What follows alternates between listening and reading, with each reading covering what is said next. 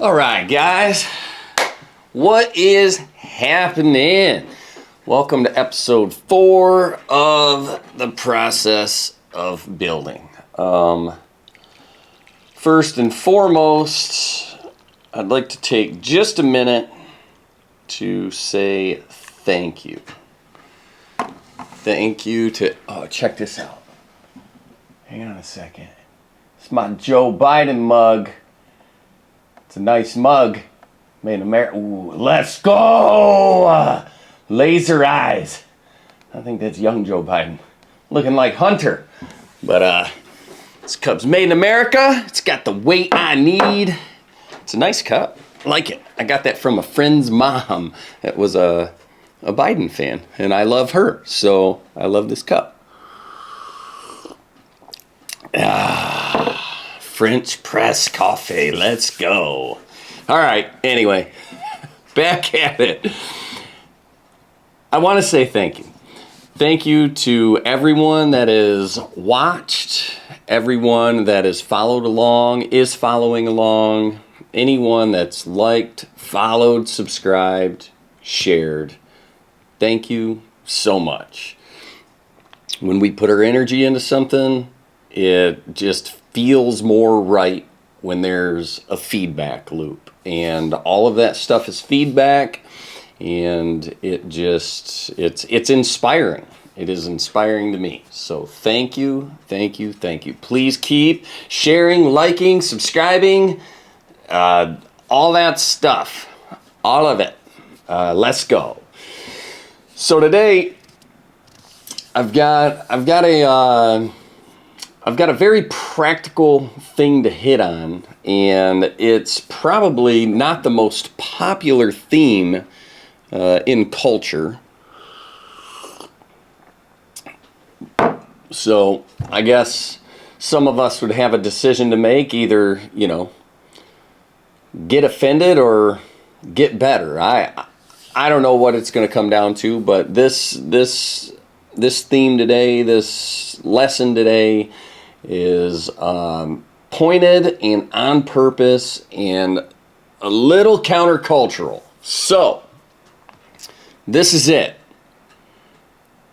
You've got to get to work. Get to work.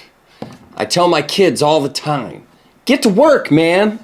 I tell myself, get to work. I mean, this is my inner monologue. Get to work. Get up, get going. And I'm not talking about this work smarter, not harder bullcrap, because that will chop your own legs out from under you. If you spend your time and effort and thought and ambition trying to come up with creative ways to not need to work hard, it makes me so angry. It is a perversion of just the natural ways of work and reward. Yes, working smart is important if it's coupled with, married to, and working alongside hard work. Get to work and work hard at it. Swing the hammer, and when your knuckles start bleeding, rub some dirt on it and keep swinging. When you're tired, drink a Red Bull, man. That's what it's for. Get to work. When you're emotionally spent, take a breath, say a prayer, get centered, get back to work. We're not going to get to where we want to be without working our butts off. This is not some new fandangled idea. This is not something that is like mind-blowing or hard to comprehend. This is my grandpa's wisdom. This is ancient wisdom. It's been around since the beginning of time. Working hard produces results. If we want to get from where we're at to where we're going, we need to work hard at it. Let's go. Let's get to work. Let's get to work. The I've got a couple verses here. In James, I love this. It's a faith without works. And I think this is very fitting. And I've got a thing coming up soon where I get to actually speak at a men's group, and it'll be strictly biblically based, not necessarily life lessons or whatever. And I get to actually speak on faith and works. So this is strangely fitting in timing. And I've been working on this podcast, this episode, for 2 weeks, and I've scrapped 20 versions of this. And it's driving me nuts, but I'm gonna get this one locked down today. So, James 2, he says, "What does it profit? What good does it do, my brothers, if someone says he has faith but does not have works?" So let me ask you, what good does it do if you say you believe you're created for something awesome? If you say you believe that you've got something more inside of you? If you say that you believe that you want more than where you're at right now? What good does it do without works? Can faith or belief alone save him? Can belief alone get you where you want to go? And then it uses an illustration here, which is really good. It says if a brother or sister is naked and destitute of daily food, so if someone needs something, and someone says to them, "Depart in peace, be warm and be filled," but they don't give them the things which are needed for the body, what does it profit? Without the works, the belief is of no effect. It makes no difference. It doesn't affect change. It's a vain, worthless platitude that someone can feel good maybe, that they have big dreams, but they're not out there working their butts off. How can a person have big dreams and not work until they're sick of working, and then when they're sick of working, get to work? That's what we have to do if we have something inside us that is bigger than where we're at now. We owe it work and hard work. Then he says, this also, faith by itself or a belief by itself, if it does not have works, is dead. It's of no effect. So I love scripture because there's so much truth in it that is like, it's more accurately applicable toward like spiritual truth and sharing like the story of God and creation and the gospel and introducing people to Jesus. And it's more geared toward that than just practical living. But it blows my mind how applicable it is to practical living and how applicable it is to the day-to-day and here and now and me where I'm at. It's just amazing to me. I've got another one, the Apostle Paul. In 1 Corinthians 9, he's talking about like running a race and running to win. And he starts out with the one thing that he does is discipline his body and bring it into subjection, lest when he preach his message, he become disqualified. So, are you running a race? Are you trying to get somewhere?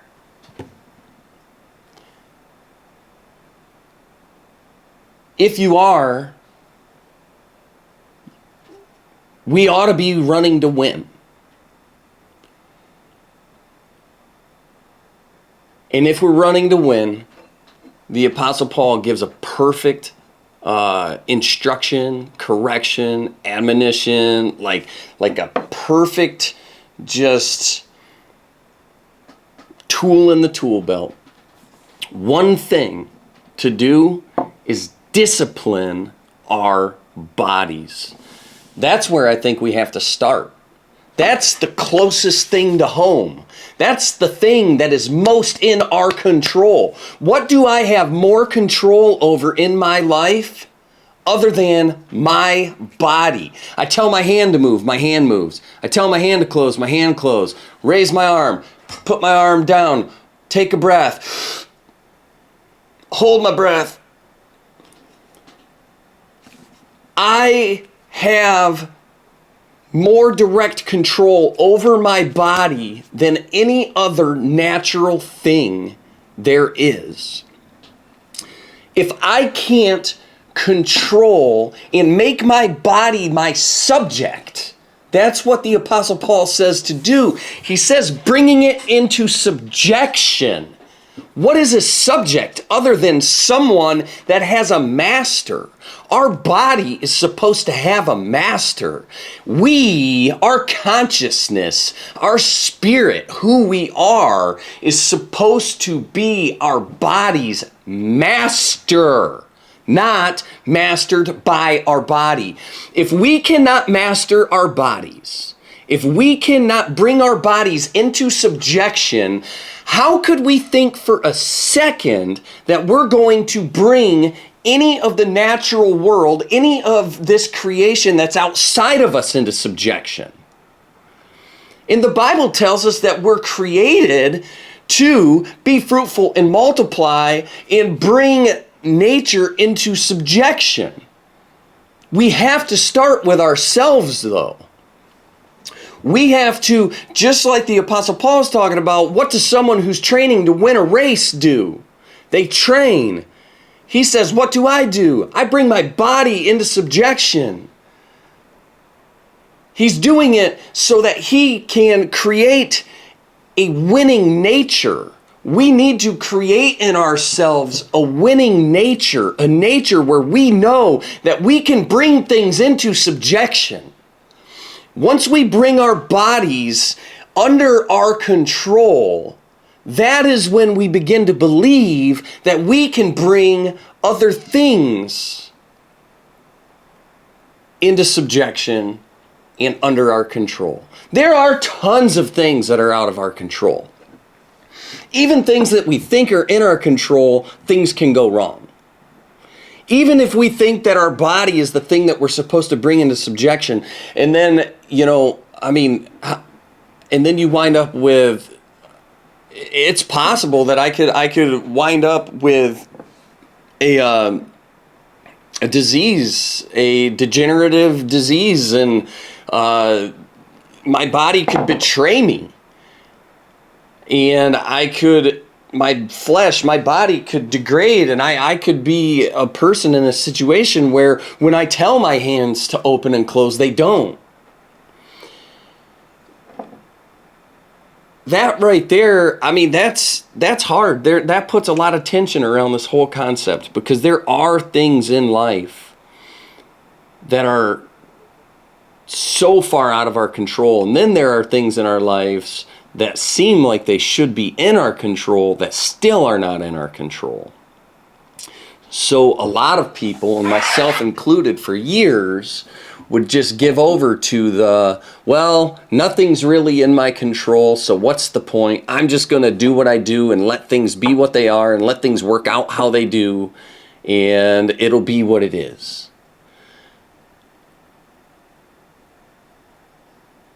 That's fine if that's where you want to go, I suppose. But that is not what is going to get me from where I'm at to where I want to be. I know that in my heart of hearts. So even though things may not technically be within my control, what I've come to realize is I'm going to treat them like they are. I'm going to apply effort like these things are within my control. I'm going to work. I'm going to pound it out. I'm going to beat things into shape to the best of my ability. And that is within my control. No matter what the circumstance, even if my body betrays me, if I walk out of here, pull out of the driveway, get hit by a truck, and wind up a quadriplegic, I can still do it to the best of my ability. My ability might be limited. It might be more limited than I would ever imagine. Everybody has a different package. Everybody is a different package. We're all working with different things. But we can all do the best we can every minute of every day, because that is within our control. We can bring our meat wagon into subjection, make it our subject to the best of our ability. We can make this flesh, this pile of flesh and bones, our subject. I want a servant. Would you like some grapes? The only servant I'm going to get is this. This is it. This is the only servant I've got. So I ought to bring it into subjection and get it serving me, not mastering me. We have to get to work. Get to work. And hard work costs. And work is where the rubber meets the road. We can't steer a parked car. We're not going to get anything done without getting to work. We're not going to accomplish anything without effort. And there's another scripture in Luke that Jesus is talking to the disciples about going into ministry and accomplishing something for the kingdom, like fulfilling something. And 14:28, he says, "Which of you intending to build a tower does not sit down first and count the cost, whether he has enough to finish it, lest after he has laid the foundation and is not able to finish, all who see it begin to mock him, saying, 'This man began to build and was not able to finish.'" Every work worth doing in life is going to come at a cost. And a great work is going to come at such a cost, a lot of people aren't going to have what it takes to do the work. The process of building, the point of it is to build first ourselves, and then out of ourself build that work, right? We have to count the cost. I suggest we should all have something that we dream about, want, long for, and aspire to that is beyond where we're at, and will require more than we have right now. Sit down and count the cost. And if you have what it takes to do it, then go get it done. If you don't have what it takes to do it, then we start with disciplining our bodies so that when we bring our message forward, when we try to express our creative idea, when we take this concept and try to make it a creation, whatever it is, a business, a hobby, an art, a teaching, a message, whatever it is, when we take this thing and try to bring it to life, we need to discipline our bodies so that we're not disqualified as we do that. Qualification to bring life to things, one of the qualifications and one of the major qualifications is personal self-discipline. Without it, you're really risking it all. you're risking a heavy disqualification. And when you're doing something to win, when you're playing to win, you don't want to get disqualified. What a crap way to lose. Disqualification? We don't want to be disqualified. So we've got to get to work. We've got to work hard. We've got to work till our knuckles bleed. And then we've got to keep working. When we're exhausted, get to work. When we're emotional, like I said, recenter and get to work. And we've got to do it right now. We've got to get to work, and we've got to get to work right now, today. The only moment in time that you have is right now. 1 moment ago is gone forever. 1 moment from now is not promised to you. The only time in existence that we have is right now. So we need to get to work. We need to do what is within our control to the best of our ability. The best of our ability. Everything we've got. 150%. Everything we've got. And then pray for grace to do even more than we've got. And we need to do it right now. Now is the time. So, that's it. I'm going to go get to work. I've got a countertop to go install and some sinks to switch out, some bills to pay. So that is it for today. Everybody, let's keep going. Let's keep working. Let's keep doing this together. And I'm having more and more fun with it. I hope to get better and better at this. I look for more engagement. Leave some comments, questions. I would like to leave you with a question. What is there in your life today, right now, that you could choose to do that almost for sure, as long as you do it, you can win at, you can accomplish? What one thing in your life first comes to mind that I could do that and my life would be better? Ask yourself that. What could I do right now, today, right now, that if I do it, my life will level up? Ask yourself that. Think about it, pray about it, meditate on it, and just let it soak in. And then I'd like to encourage you, do it. Do it. Just do it. Rip the Band-Aid off. Do it right now. Get to work. I will see you on the next one.